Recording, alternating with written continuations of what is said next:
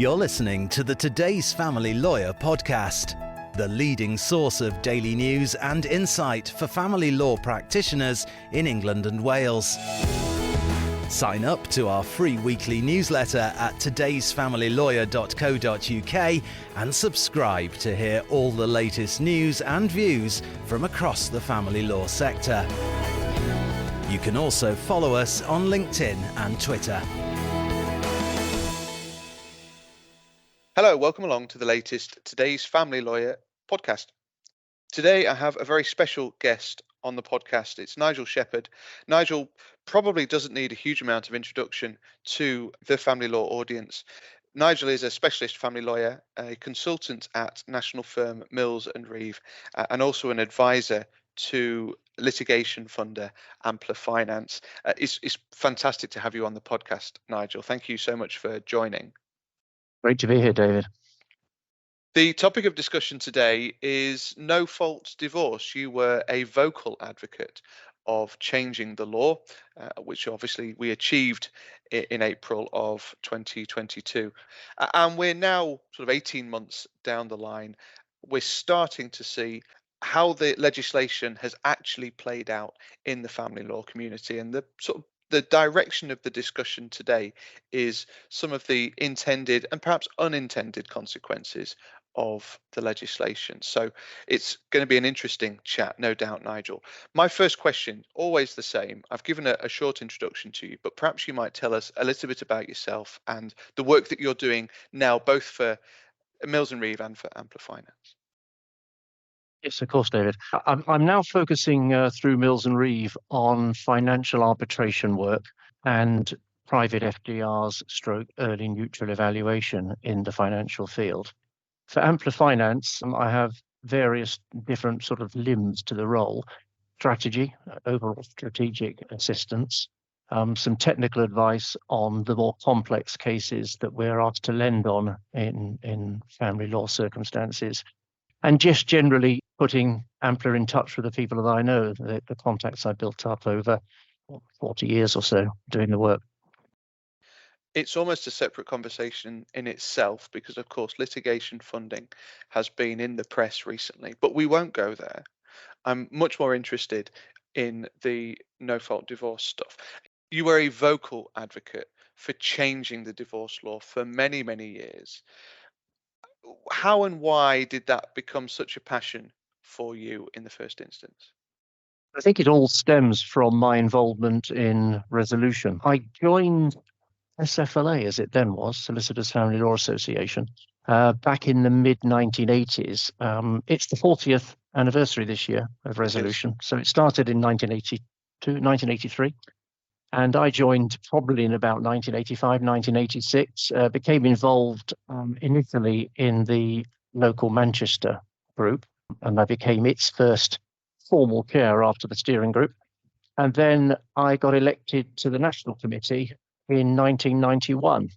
In 1993, I became vice chair, and then I took over as chair in 1995. And this coincided with the period of the Law Commission's report on divorce reform in 1990, and moved from there through initially legislation that became the Family Law Act 1996, which would have introduced no-fault divorce, but never got implemented. So, if you like, I've been involved for most of the time that no-fault divorce has been in the forefront of thinking from the Law Commission and from government. We then had a period where it just fell off the back of the cooker and wasn't even on the back burner, but we never gave up. The sort of mood changed again, and there was more talk about it. And because of my previous involvement, Resolution asked if I'd like to come back and be the first person ever to chair the organisation twice, which I did, and was able to see through the reform during my second period as chair.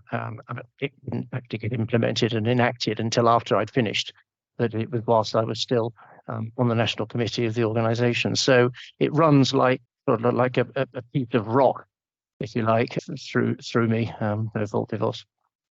Tell me a little bit about how the legislation developed. In particular, what involvement did you and Resolution have in helping to shape what ultimately has been enacted? We've been sort of key part of it, really, through political lobbying, PR, campaigning, most importantly, through our membership across the country, through our regional groups, and just really sort of keeping on banging the drum, pointing out that as practitioners, we could see on a daily basis the impact of the fault-based process on the work that we were doing and the families that we were helping. So to us as practitioners, it was a no-brainer that the old system added to acrimony when the whole ethos of Resolution and all practicing family lawyers who do the job properly should be to try to reduce tension, reduce acrimony, reduce dispute, and try and find settlements. And the old system was getting in the way of that, and our campaigning highlighted that. And I've said this to a few people through the course of the podcasts that we record, but divorce is a naturally acrimonious process. I mean, no fault divorce in inverted commas is almost a misnomer, Nigel, do you think? I mean, we're never going to get to that stage, are we? Well, for some people, they are able from the outset to be amicable, to want to do it the right way. And lots of the people we see are like that. Obviously, it's a very difficult thing for people to break down of a personal relationship like that is rarely easy. But what the old divorce system did was make it harder than it needed to be. Now, of course, the fact that we've now got a no-fault divorce system doesn't mean to say that people won't be upset with each other. There will still be bad behavior. But what we are saying is that that doesn't need to be part of the legal process for getting a divorce. That anger, that upset needs to be managed and not made worse by a system that pushes people into blaming each other. And that was the basis of what we were saying as practitioners. It was the basis of the research, excellent research that was done by Liz Trinder and her team called Finding Fault, which was published in 2017. And it was the basis of the courts in the case of Owens and Owens, highlighting again that the old system was doing damage and needed reform. And eventually the government listened, and that's why we ended up with the new process. I mean, you talked already about the journey that you've been on and described it as a rock or a rod as part of your practice. But I mean, this has taken 20 years and more. Did you ever lose faith that it might finally come to fruition? No, I didn't. I think because we were always through Resolution pushing for it, I genuinely believed that it would happen. If you'd asked me whether I thought it would happen, A, before I retired, or B, before I shuffled off this mortal coil, I might have had a different answer. But I thought it would happen. I'm just delighted that it happened whilst I was still actively involved in doing the work that I do, and can see what it means to people. And it was a momentous day, wasn't it, in April of 22? How did that feel? What we did at Resolution is we had a parliamentary day where we invited MPs from all parties to come and talk to us about why change was needed. This was before the reform actually went through. They gave evidence to the Parliamentary Select Committee during the progress of the bill. So I was very actively involved in that. And it was fantastic. We did have a banner outside Parliament. Yeah, it was a momentous day. I remember watching the debate or listening to the debate in the final reading on the radio when it was going through Parliament, and sent a tweet out about how momentous it was when it actually got through that stage. And when it finally became implemented, it was the end of a long road. But between it getting Royal Assent in 2020 and being implemented in 2022, there was still an enormous amount of work to be done around the rules. And I was heavily involved in that with the Resolution as well. Which leads us rather neatly on to the nitty-gritty of the discussion for today, I suppose, which is this question about whether it's worked. Have we done the right thing? Have we implemented it at the right time? Does the legislation actually deliver what it set out to deliver in your mind? There's a couple of questions all wrapped up in there, Nigel. I guess the first question is, in your view, has it worked? Is it doing what it set out to achieve? Largely, I think it has. Ironically, having worked so hard in trying to get this over the line over so many years, I actually have not personally in practice done a case with a client under the new system, because I stopped doing that day-to-day client work to focus on arbitration and private FDRs before it came into force. So I haven't personally done one, but lots of people have been kind enough to come up to me and say that it has made an enormous difference to the clients that they're seeing. My own colleagues at Mills and Reeve have reported back to me on that, and I asked them obviously how things are going. So overall, very positive. I think issues such as they are more to do with the administrative side around how it works and the government portal that the divorce is done through, rather than the principle itself, which I think has been almost universally welcomed by people as achieving its objectives, which was to try and avoid unnecessary blame and acrimony when you start the divorce process, so people can focus on sorting out the arrangements for their children, sorting out their finances. Is there enough public awareness of this new legislation, or do we still have this issue where people are waiting 2-5 years to divorce because they're unaware that this legislation now exists? I think people are aware of the legislation, and it got a lot of publicity at the time. Funnily enough, the first time round in 1996, when we had the Family Law Act, there was real objection to it from MPs and from people saying it would make divorce easier. That debate really didn't take off at all this time around, which I think shows how society has changed in terms of its attitude, even from 1996 to 2020. And more people recognize that sadly relationships do break down, and more people want to try and focus on the future and get on with that without having to blame people for adultery or blame people for behavior. So I think the time was right for that, and that's been demonstrated by the reaction to it. I think people are aware of it. It was on the front page of the papers. It was on the TV. I appeared on TV about it, and it even made Private Eye, would you believe, in 2020.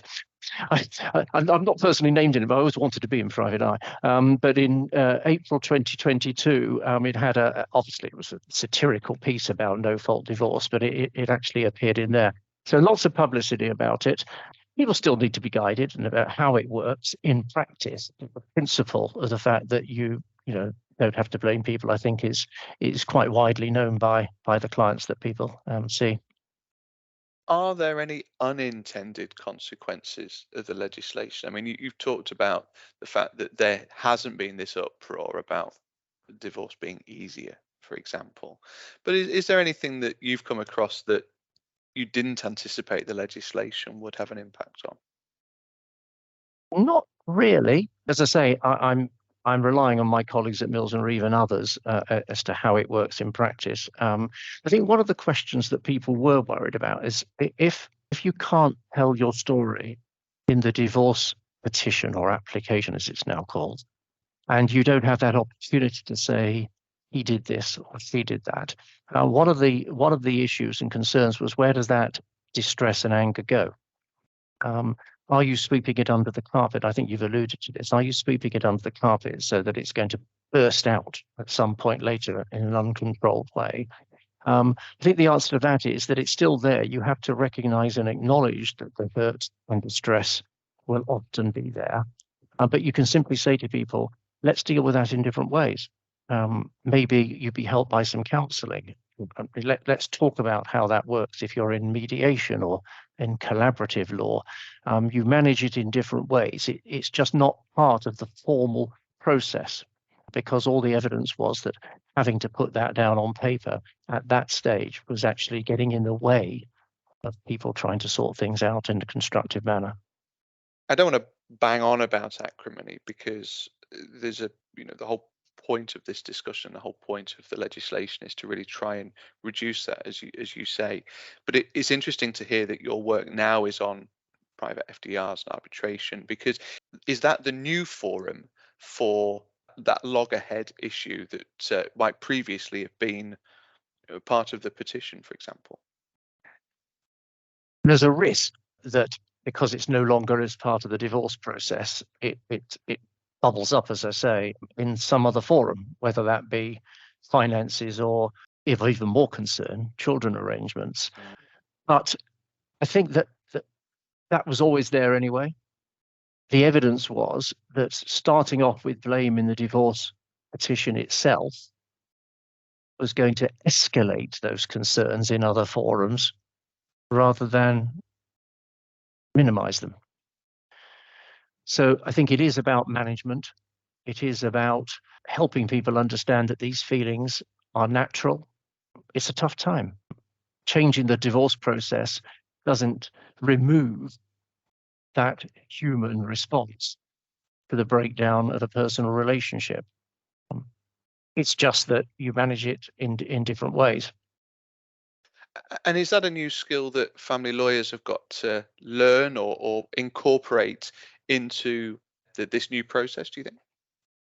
No, it's not a new skill at all. It's exactly the skill set that family lawyers have had for many years, or should have, and the training very much focuses on that.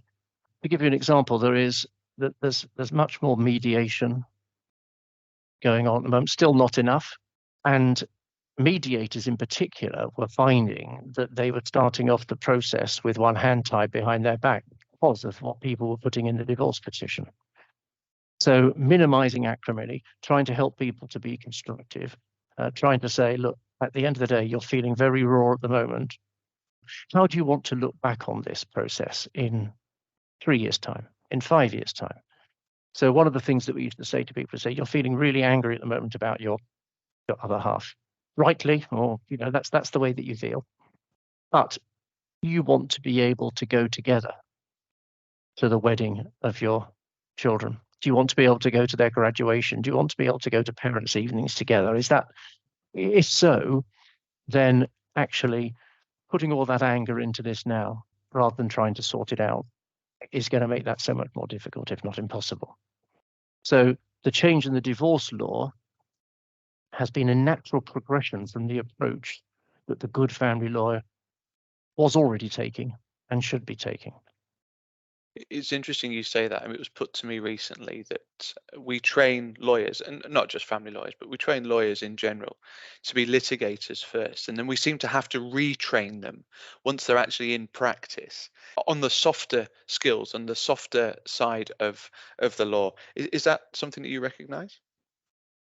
The training for a lawyer, including a family lawyer, in very early stages focuses on the law.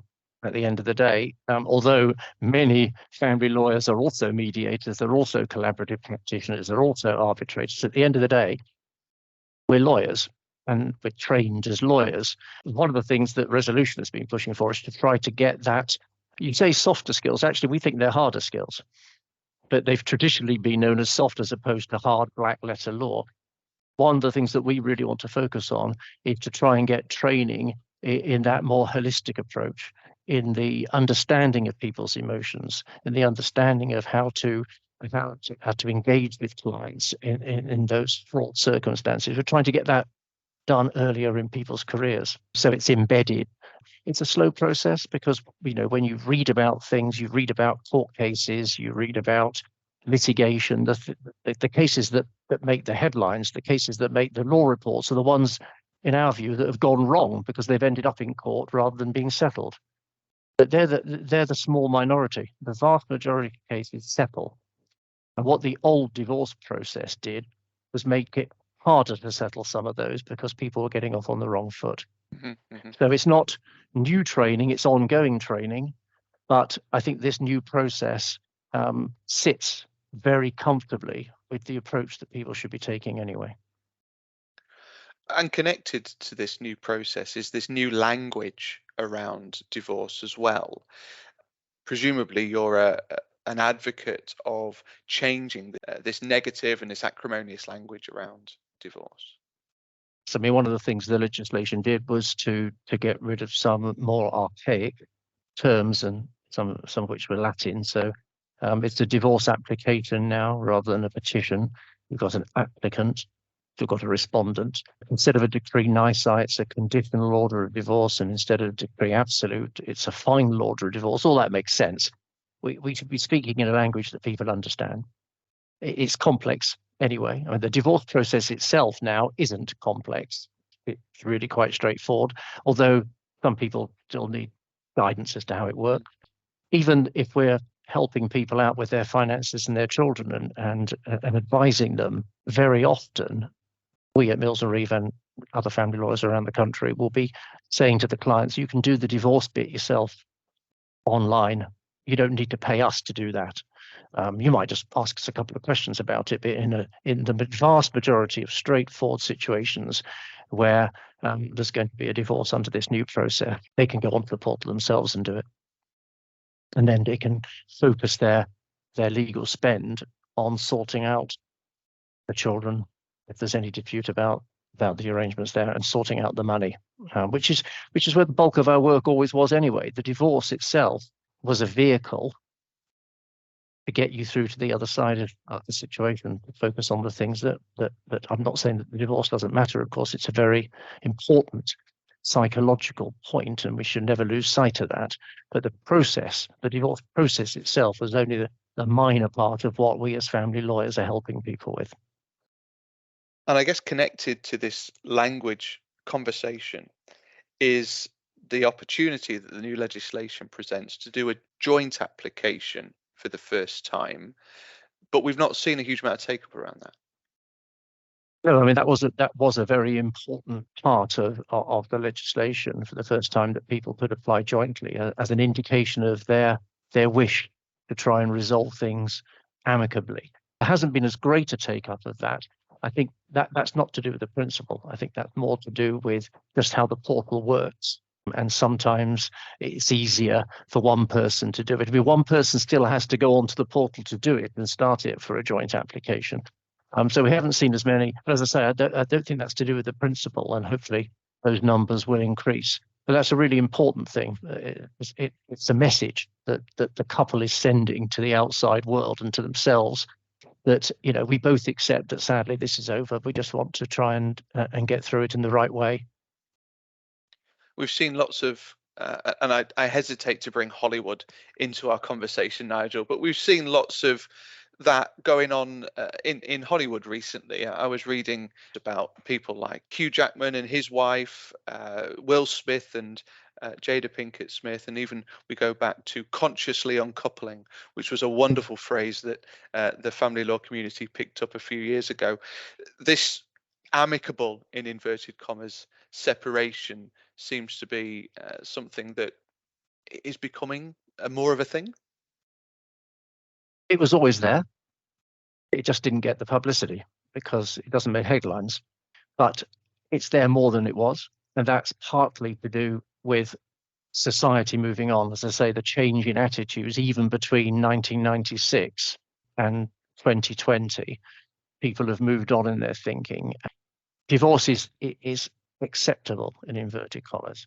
I mean, it's obviously difficult and people don't want it. You don't go into a marriage expecting to divorce. You go into it expecting it to last forever. But people are, I think, now more realistic about the fact that these things do happen and they want to deal with it in the right way. So when you see Hollywood people talking about it, even though they perhaps live very different lives to the vast majority of people, and you see soaps picking up on mediation and the narrative changing, that's all part of that picture. It's to be welcomed because you want people to do things in the right way and to focus on the future, not the past. I want to finish with a question about what the future looks like. We haven't got a crystal ball, but what do you see that the next 12 to 18 months looks like as these changes further embed themselves? Clearly, there's a lot of work being done around financial remedies. You talked about your own work in arbitration and private FDR as well. What do you kind of see happening in the family law space over the course of the next 2, 3, 4 years? I think the key thing that has in terms of campaigning and the change that will make a difference to the most people is reform of the law around cohabitation. That's been part of Resolution's campaigning for years and years, along with no-fault divorce. So we've succeeded on no-fault divorce. Cohabitation reform is the next big thing that I think will happen. Very encouragingly, the Labour Party at its conference announced that they would take steps to reform it. Resolution are just about to launch their vision for family justice for the next few years. We'll have a look and see all those things coming together. Financial remedy reform, that'll take much longer. The Law Commission is looking at it, but that's a very big piece of work. Comparative studies with other jurisdictions. There really is no simple answer to the reform of that. We've had the current system in place for years and years and years.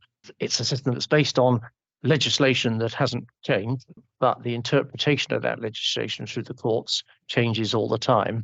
Whether or not we can codify it further to reduce some of the uncertainty around the discretionary system without becoming a straitjacket and still able to do the right thing for the individual circumstances of family. That's the balancing act that we're having to grapple with. That won't be quick. A conversation for another podcast, almost certainly, Nigel. It's been absolutely fantastic to have you on the podcast and talk about your experiences over the past 20 years getting this legislation through. Thank you very, very much indeed for joining. Been a pleasure, David. Thank you.